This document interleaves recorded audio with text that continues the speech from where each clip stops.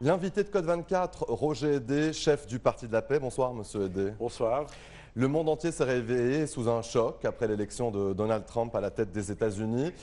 Sur ce plateau même, il y a quelques jours, vous l'avez prédit, vous avez annoncé cette arrivée en force de Donald Trump, un raz-de-marée, comme vous l'avez bien souligné. À votre avis, quelles sont les raisons de cette victoire historique pour Donald Trump? Je vous donne mon analyse.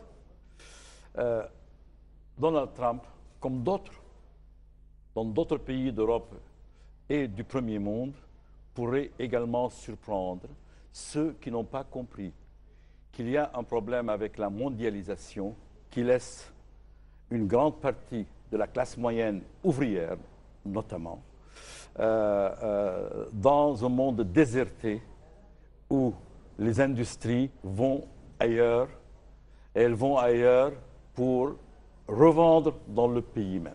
Première raison. La deuxième raison, c'est que le peuple se sent marginalisé, aliéné, diraient les Français.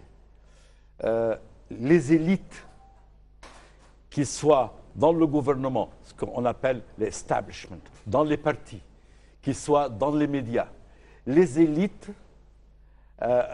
sont loin de sentir et de comprendre. C'est des idéologues. Ce n'est plus des dirigeants qui représentent la voix du peuple. Trump est venu sans expérience politique. Il a lancé une campagne comme un professionnel de la télévision. Il a fait de la vedettariat au départ, avec des slogans courts, choquants, qui attirent l'attention. Et progressivement, il a martelé son vrai message. Son vrai message est en fait corriger la mondialisation, corriger l'Obamacare, corriger les relations avec l'ordre international, redonner à l'Amérique sa place pour maintenir l'ordre et la paix internationale. À votre avis, qu'est-ce qui a entraîné la chute d'Hillary Clinton alors que tous les sondages tout au long de la campagne l'annonçaient comme la prochaine présidente? Les sondages font partie des élites. Ceux qui sondent utilisent des critères d'élite. Les médias font partie également de ces élites, n'est-ce pas? Le parti même de M. Trump, le parti républicain, il a tardé jusqu'à les 2 dernières semaines pour commencer à se rallier. Ils étaient encore une semaine avant notre interview, qui était la veille des élections, ils étaient à moins que 70, 73. Ce soir-là, j'ai annoncé Trump parce qu'ils étaient déjà à 90%. C'est-à-dire le Parti républicain, la base du parti, a ignoré ses élites et a décidé d'aller vers Trump. C'est aussi la démocratie américaine qu'il faudra saluer. Je salue aussi le discours le plus beau que Hillary Clinton a réussi est celui de sa concession de la présidence à M. Donald Trump, qu'elle a dû faire le lendemain, pour des raisons probablement de fatigue ou autre chose, et pour ne pas avoir à traiter avec une foule qui était déjà dans un état dramatiquement déprimé.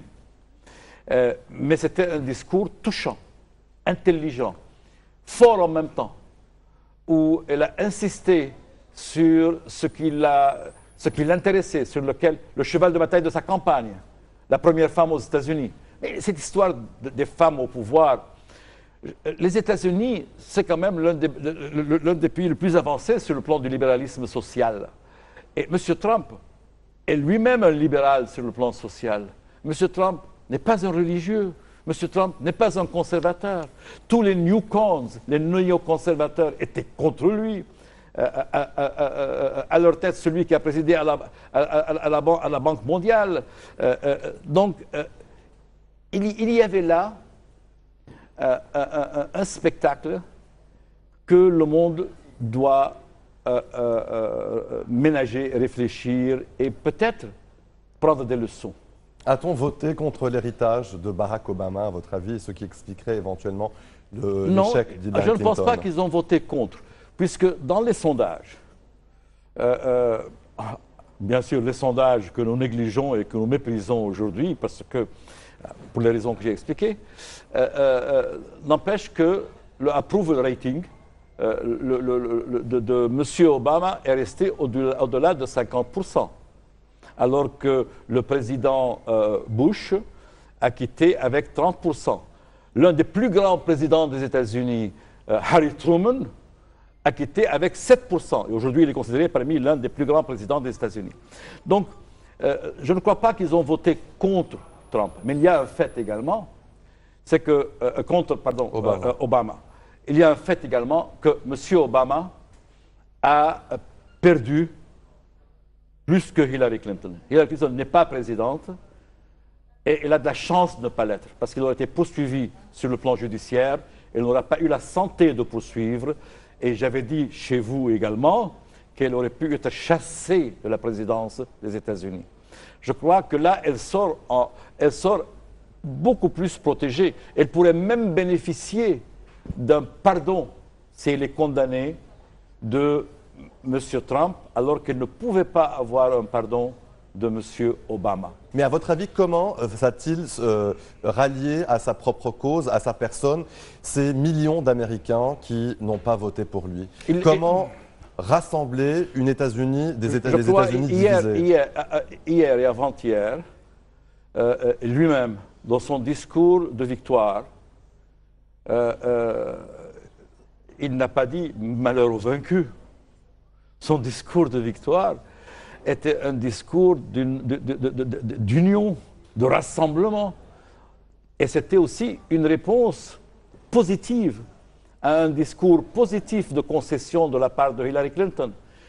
La façon dont il a été reçu hier à la Maison-Blanche et dont il a été reçu au Congrès, qui était contre lui, dont les dirigeants étaient contre lui, que ce soit Mitch McConnell ou Paul Ryan, change déjà la donne.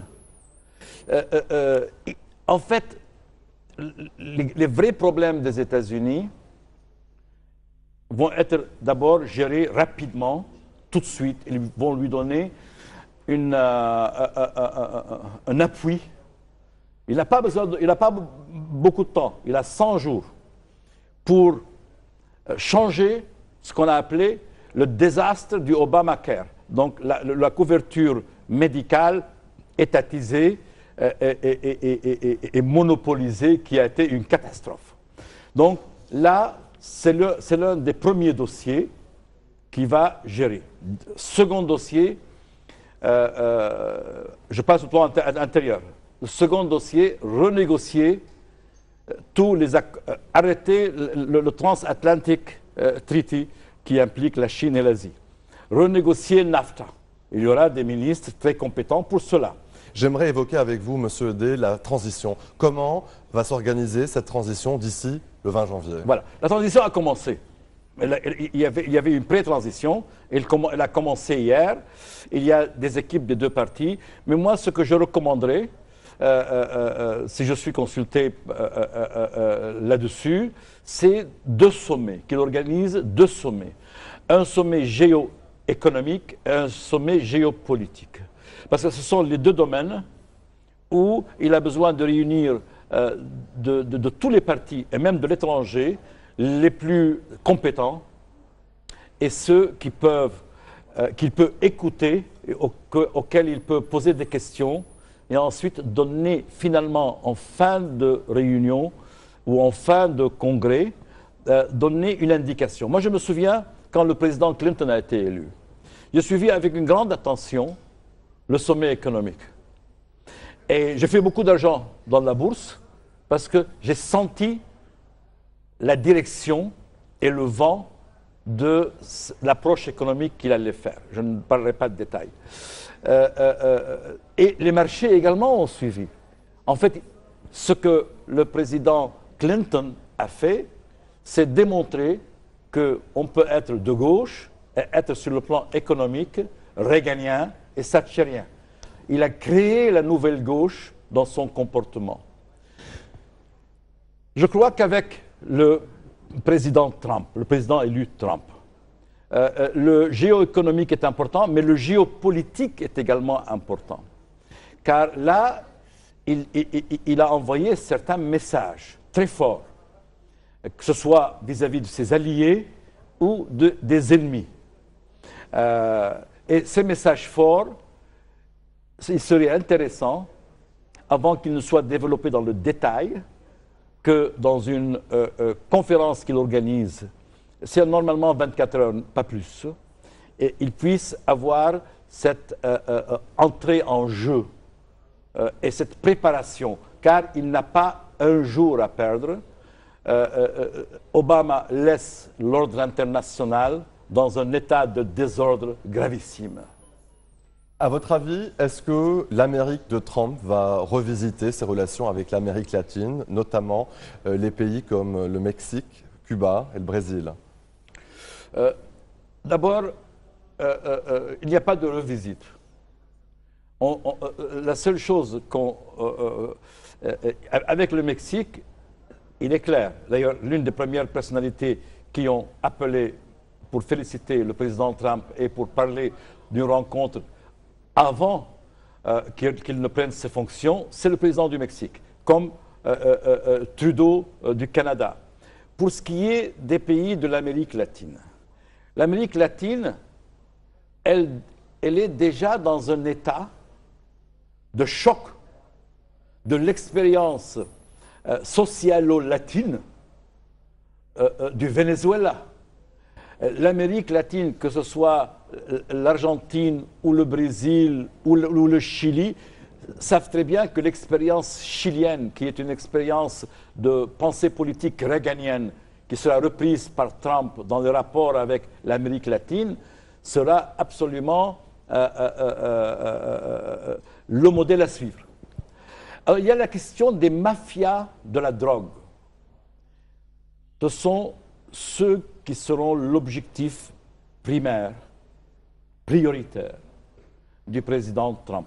Car dans sa campagne, il ne faut pas oublier qu'un président élu entre déjà en campagne pour renouveler son mandat dans 4 ans. Il ne faut jamais l'oublier. Il doit tenir toutes ses promesses. Il a senti dans la campagne que s'il y a des régions qui étaient démocrates qu'il a gagnées, c'est pour telle et telle raison, dont l'une de ces raisons étant la drogue, qui affecte toutes les familles et surtout qui affecte les minorités. On se pose la question dans les médias européens, je l'ai remarqué dans Le Monde, dans le Figaro, pourquoi Hillary Clinton n'a pas eu assez de Noirs, assez d'Africains, d'Américano-Africains? Pourquoi elle n'a pas eu assez d'Américano-Latinos? Pourquoi? La vérité, c'est que Donald Trump, en allant à l'écoute de l'Amérique du peuple, a compris que pour un citoyen qui est dans un centre-ville, qui a des conditions de gang, de drogue, de criminalité, de niveau d'éducation bas, rien ne va changer. Les démocrates viennent au pouvoir avec le vote africain et ils quittent le pouvoir en laissant Chicago dans une situation de criminalité jamais connue dans l'histoire des États-Unis. Donc, là, il y a des promesses à tenir, et à tenir tout de suite. Qu'en est-il de la construction du mur qu'il a promis d'ériger tout au long de la frontière? C'est une négociation. D'abord, le mur, bien sûr. Le mur est absolument... Il y a deux choses dans le domaine de l'immigration, puisque c'est le sujet de l'immigration que vous avez soulevé. Une première chose, oubliez dans les premières petites phrases de la campagne les slogans concernant les Mexicains, les Latinos qu'on va renvoyer, les musulmans, tout ça, oubliez, c'est déjà hors jeu. Il les a déjà enlevés de son Twitter et de sa page de relations sociales. Non, là c'est l'homme qui a fait la campagne durant le dernier mois de la présidence. dans cette campagne, il était clair. On renvoie des criminels. Un. Deux. Que vous soyez musulman ou chrétien ou bouddhiste ou n'importe ou quoi que ce soit, avant d'entrer aux États-Unis, avant d'avoir un visa aux États-Unis, il y a une enquête poussée, sérieuse et réelle. Et si vous êtes citoyen américain et que vous êtes dans un dossier fiché, et fiché parce que, ou pour extrémisme, ou parce que vous êtes en contact avec des organisations terroristes internationales, quelles qu'elles soient, sunnites ou chiites, ou chrétiennes, ou ce que vous voulez, vous devez être contrôlé, jugé, renvoyé dans votre pays si vous n'êtes pas citoyen. Et quand votre pays ne veut pas vous recevoir, on ne vous ramène pas aux États-Unis. Il l'a dit, il l'a expliqué. Donc, c'est le côté sécuritaire qui sécurise l'Amérique et le peuple américain. Comment l'Amérique de Trump va gérer ses relations avec l'Europe d'Angela Merkel notamment? Voilà. Je crois que là, il faut voir qu'est-ce qui est commun. D'abord, l'Europe est un allié des États-Unis. Elle est dans l'OTAN. Ce qu'ils ont en commun est beaucoup plus important que ce qu'ils peuvent avoir comme différence. Je dirais même que pour ce qui est des relations avec Vladimir Poutine, le président Trump est plus proche dans sa façon de réfléchir les relations avec la Russie de Angela Merkel que ne l'a été M. Obama. Donc là, il y a... Mais sur la question de l'OTAN, le président Trump a été clair. Il a été clair, pas seulement pour ses alliés dans l'OTAN, mais pour ses alliés dans le monde entier. Vous êtes un allié, je suis prêt à vous protéger, je ferai ce qu'il faut faire, je participerai quand il faudra participer. Néanmoins, il y a une règle du jeu qui a été fixée. Vous payez, les bons comptes font les bons amis. Vous payez ce qui vous est dû. Ce comportement de dépendance est un comportement qui ne vous honore pas, ni honore notre relation. Première chose. Mais je crois que la communauté européenne n'exclut pas une relation privilégiée des États-Unis avec la Grande-Bretagne. Bien entendu, pour ce qui me concerne, c'est ce que je le souhaite.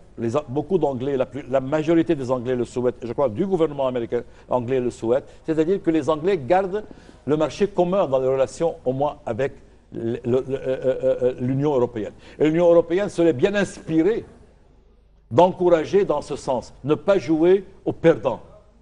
Parce que ne jouez pas contre le peuple. La démocratie, c'est la voix du peuple d'abord. Ensuite, cela nous conduit aussi à redéfinir le rôle de l'OTAN. Nous devons sortir de la psychologie et de ce qu'on a hérité de la guerre froide. La Russie de Vladimir Poutine n'est pas l'Union soviétique. Elle est peut-être encore une kleptocratie, mais la kleptocratie, c'est aussi un moyen de faire pression et de corriger le tir. Donc là, il y a un dialogue profond entre deux hommes d'affaires et deux hommes forts. M. Trump et M. Poutine. Et je crois que là, la Grande-Bretagne peut jouer également un rôle. Parce que la Grande-Bretagne est en dehors de la communauté européenne. La Russie est en dehors de la communauté européenne. Elle a son poids, mais son poids est aujourd'hui à Berlin.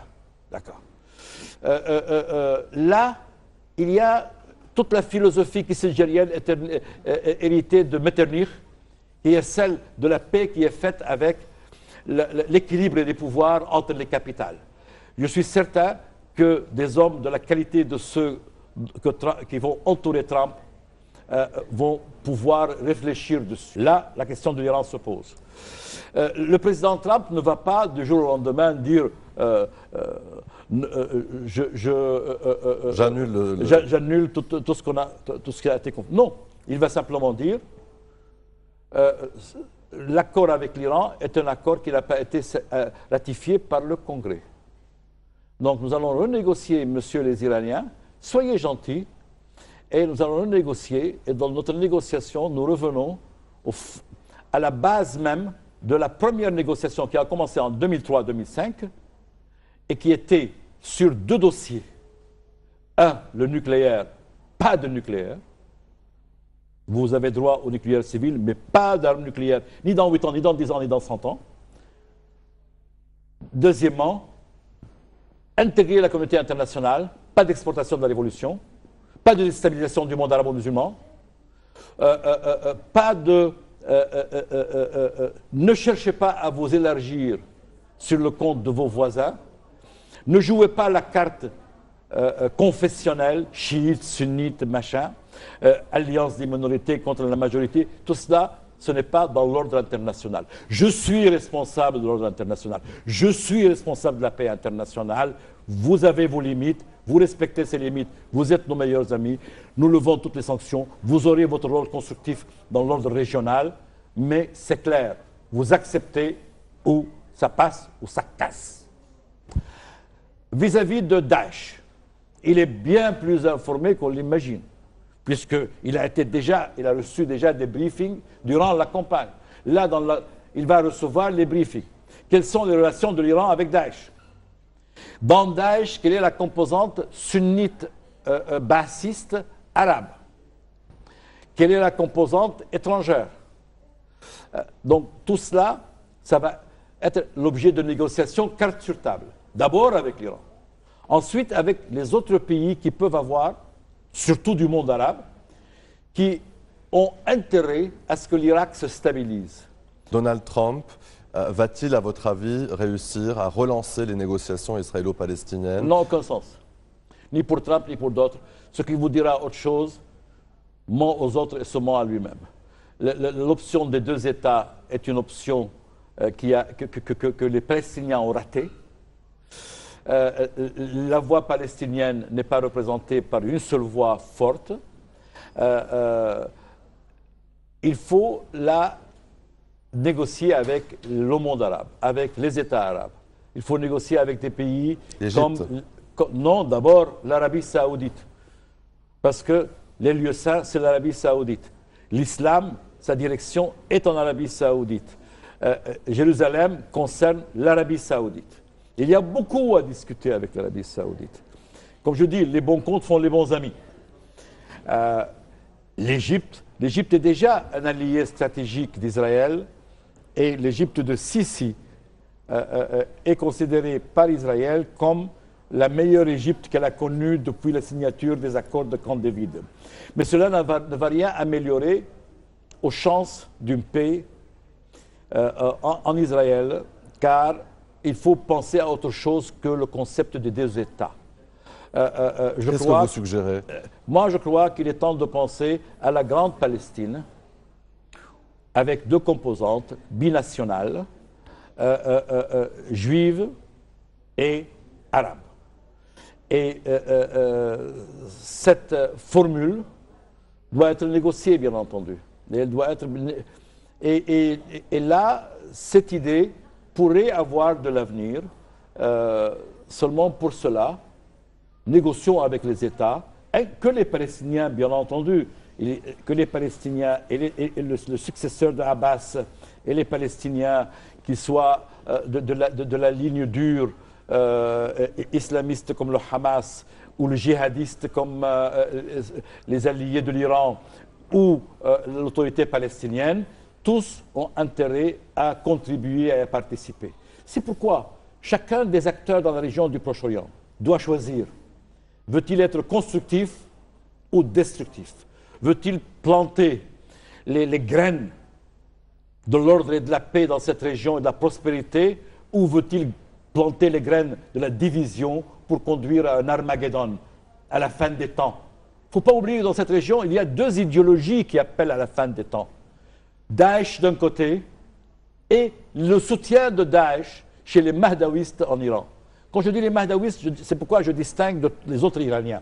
Et en Iran, même parmi les islamistes iraniens qui gouvernent, les Iraniens qui gouvernent, il y a tout un groupement qui veut que l'Iran soit un État comme les autres, qui soit puissant et prospère, et qui soit un acteur constructif dans l'ordre régional et international. À votre avis, est-ce que Donald Trump arrive au pouvoir en janvier, le 20 janvier, avec un plan pour la Syrie notamment, une sortie de crise pour la Syrie? Et il y a, pour ce qui est de la Syrie, ce qui est certain, c'est que sa première priorité, c'est d'arrêter l'immigration. Et il y a suffisamment de voix libanaises autour de lui et chez lui qui lui disent que le Liban, qui a maintenant l'équivalent de sa population en étrangers syriens et non syriens, le Liban peut être le centre nerveux d'une maladie qui peut encore aggraver l'ordre dans la région, aggraver la situation. Et c'est pourquoi il y a eu un grand intérêt à stabiliser le Liban jusqu'à présent et à laisser faire beaucoup de choses de part et d'autre, mais inclut l'élection d'un président de la République que la plupart ne souhaitaient pas dans le monde arabe, comme on le sait, la veille.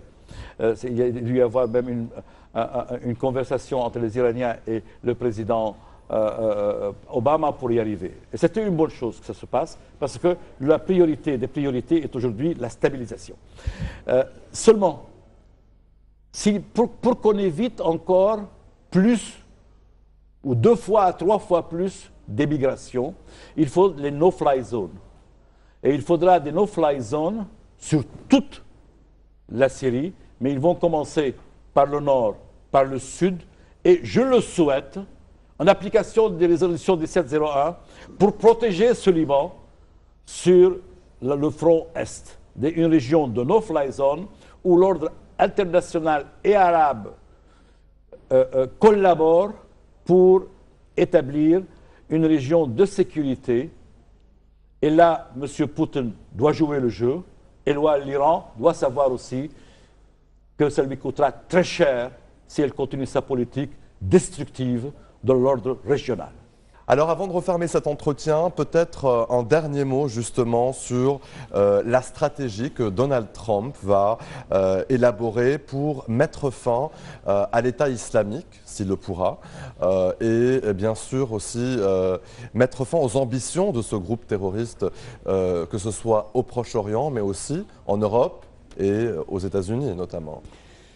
D'abord, le président Trump ne sera président de la République des États-Unis avant le 20 janvier 2017.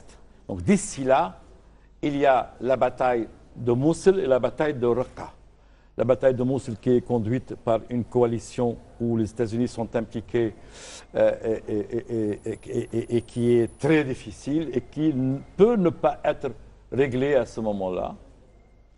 Et il y a la bataille de Raqqa qui est dirigée également avec la Turquie et coordonnée avec la Turquie et l'opposition syrienne, qui est la première à souffrir de Daesh. Lui, dans ses promesses électorales, et là, c'est l'une de ses promesses les plus sérieuses, il est déterminé à frapper et liquider Daesh. Mais Daesh, pour la liquider, il faut d'abord identifier dans Daesh qu'est-ce qui est Daesh et qu'est-ce qui n'est pas Daesh. Donc, j'avais mentionné préalablement le fait qu'il y a la composante sunnite, arabe, anbar, bassiste, et cette composante concerne tout le monde arabo-musulman sunnite. Et il y a donc une composante négociable. C'est comme dans le Yémen, si on doit négocier, on doit séparer et négocier. Je reste sur Daesh. Il y a également tous ceux qui, naturellement, dans l'opposition syrienne, ont rejoint en Syrie Daesh parce qu'elle avait les armes, les moyens. Parce que il faut considérer, quand on parle de Al-Nusra, qui est maintenant Jabhat Sham, ou de Daesh, il faut considérer qu'ils avaient les moyens, ils avaient la structure, ils avaient l'organisation. Quand il y avait un Syrien qui voulait se battre pour changer ce régime, qui se battre contre l'interventionnisme iranien et russe, qui y avait-il? il la rejoint. Qu'y avait-il dans son village, dans sa région, il la rejoint. Donc là aussi, il faut que ces gens-là reviennent home. Et ils reviennent à l'opposition au régime de Assad, pas à un projet de métastasisation, de métastase du terrorisme aveugle, armageddoniste, qui appelle à la fin du monde et qui veut se propager dans le monde entier. Et là, M. Trump a besoin de conseillers, et dans la région arabe, et il a besoin également de canaux, d'ouvrir des canaux nouveaux. Et comme c'est un pragmatique, puisqu'il est un homme d'affaires, par définition, vous n'êtes pas un bon homme d'affaires si vous n'êtes pas pragmatique. Si vous ne savez pas négocier, si vous n'avez pas choisir comment opérer de telle sorte pour pouvoir arriver à votre but. Si vous êtes idéologique, vous êtes bête et méchant. Donald Trump n'est pas bête et méchant. C'est une perche à Barack Obama. Non, non. Je ne dis pas que Barack Obama est bête et méchant. C'est un homme intelligent. Mais c'est un académique et un idéologique. Et il a toujours pensé à ce qu'on a appelé sa legacy, son héritage. Malheureusement, son héritage n'est plus. Seule Hillary Clinton aurait pu sauver l'image de son héritage. Malheureusement, avec la victoire de Donald Trump, de son héritage, ni sur le plan intérieur, ni sur le plan économique, ni sur le plan idéologique, ni sur le plan des relations internationales, rien ne sera sauvé. C'est pourquoi il sera classé avec Harding, celui qui a gouverné 3 ans au début du XXe siècle, comme l'homme des présidents les plus... avant la fin, sinon à la fin de la liste des présidents des États-Unis depuis 224 ans. Ça sera le mot de la fin, Monsieur Hédé. Merci encore une fois d'être venu sur notre plateau, comme d'habitude, pour commenter les élections aux États-Unis, les résultats. Et bientôt, en tout cas, vous serez avec nous dans les prochaines semaines pour aussi commenter le début, effectivement, de son mandat, le 20 janvier, et les défis qu'attendent justement Donald Trump. Merci encore une fois, Roger Hédé, d'être venu sur notre plateau, et à très bientôt. Merci.